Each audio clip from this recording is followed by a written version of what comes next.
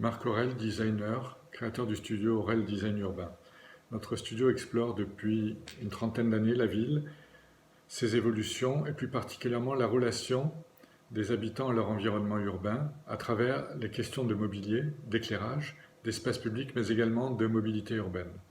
Aujourd'hui, la crise sanitaire apparaît comme un accélérateur dans la transformation urbaine car les contraintes liées à la pandémie amènent à une nouvelle organisation de l'espace public. Aujourd'hui provisoire, mais qui pourrait, d'une certaine manière, devenir pérenne. Nous avons vu des terrasses de café se développer sur des espaces de stationnement, des rues devenir piétonnes, des gabarits de boulevards se modifier pour intégrer des pistes cyclables, des végétalisations et appropriations d'espaces de stationnement et des rues. Même notre relation au mobilier urbain est modifiée. Nous ne nous asseyons plus côte à côte sur un banc, mais distanciés, ce qui annonce certainement une évolution vers des assises individuelles.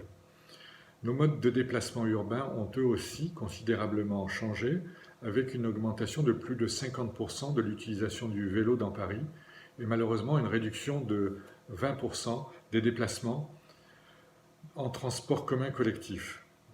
Autant de transformations, de modifications de nos habitudes, de nos modes de vie qui commencent à s'inscrire dans la durée et qui pourraient modifier considérablement notre manière de vivre la ville.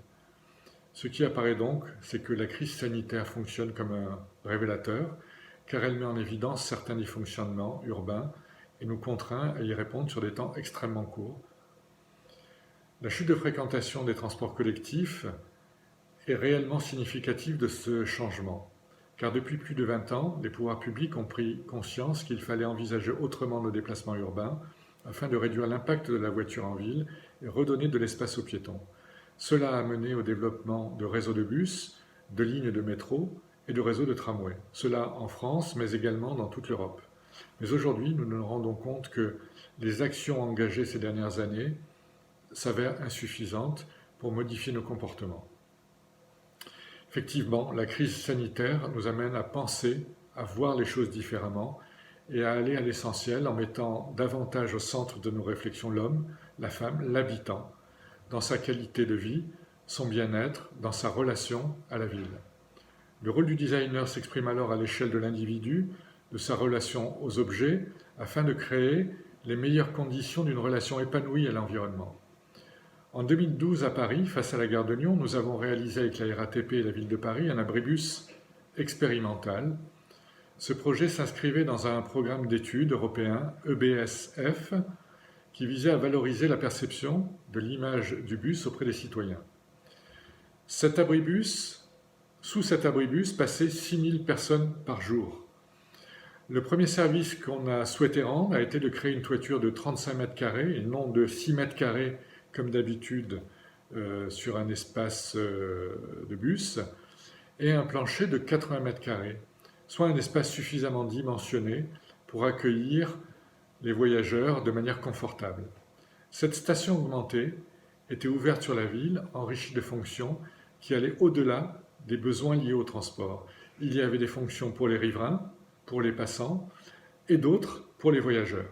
Nous y avons installé de l'information transport, des services et informations sur le quartier, un corner pour les commerces ambulants qui venaient vendre le matin, le soir ou l'après-midi du café, des journaux, des sandwichs ou également des plats à emporter. Nous y avons installé également une bibliothèque en libre-service et des vélos assistance électrique. Et enfin, un travail sophistiqué a été réalisé sur l'éclairage qui se modifiait tout au long de la journée pour faire que, même de nuit, cet abri soit extrêmement qualitatif et sécurisé. Ce projet éphémère a duré 18 mois d'expérimentation où nous avons démontré qu'un abribus pouvait aller au-delà de ses fonctions de base et qu'il pouvait être un lieu d'accueil de qualité capable de dialoguer avec la ville, avec le quartier, qu'il pouvait valoriser l'expérience du voyageur, mais aussi des riverains. Nous avons fait passer l'abribus d'un statut d'objet à celui d'un nouvel espace public dédié à tous. À la suite de cette expérimentation, la ville de Manchester nous a sollicité pour les mêmes raisons, qualifier et rendre attractifs les espaces d'attente du bus. Pour ce projet, nous avons également eu une approche contextuelle dans la configuration de l'abri, avec la gestion des flux pour une relation enrichie vers la ville, Nous avons intégré de nombreux services d'information, de connexion et recharge téléphone. Cette approche contextuelle, nous l'avons traduite également dans le dessin et la matérialité de l'abri, afin de créer un dialogue entre l'abri et l'environnement architectural de Manchester. La toiture, aux formes souples et organiques, est entièrement plantée sur le dessus. Sa sous-face est, elle, habillée en bois sombre. Un motif émaillé comme une tapisserie recouvre l'ensemble des parois de verre, composant ainsi des espaces d'attente, soit orientés vers la ville, soit orientés vers la rue. Comme Osmose, de nuit, un éclairage met en valeur le motif des parois, créant une ambiance apaisée, proche de l'univers domestique. À la suite de ces expériences, nous avons réalisé un projet d'abribus pour Paris, tout en souplesse, comme une feuille d'arbre posée sur des branches, en résonance avec les arbres des grands boulevards parisiens. Nous y avons appliqué certains principes d'Osmose et de Manchester, comme la relation enrichie de l'abri à son environnement, en proposant une trentaine de configurations possibles en fonction des sites d'implantation. En changeant quelques pièces de l'abri, il s'ouvre, se ferme sur son environnement.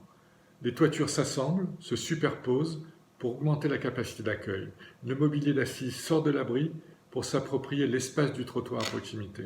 Comme pour Osmose, de nombreux services connectés facilitent l'information voyageur avec la création d'un totem signalétique qui, aujourd'hui, est devenu symbole d'une nouvelle mobilité parisienne. Aujourd'hui, l'enjeu de nos villes est donc bien d'optimiser le confort des habitants, de proposer de nouveaux services. Il faut pour cela concevoir des systèmes d'objets, des mobiliers répondant à ces nouvelles attentes, mais il nous faut également développer leur valeur émotionnelle, leur amabilité par un travail sophistiqué des matières et des formes. Le rôle du designer est bien là de participer à mieux vivre la ville et au mieux vivre ensemble. Notre rôle consiste aussi à inventer des scénarios pour que le projet s'exerce sur le territoire de l'imaginaire, de créer de nouvelles fictions qui viendront se mêler à l'épaisseur du réel.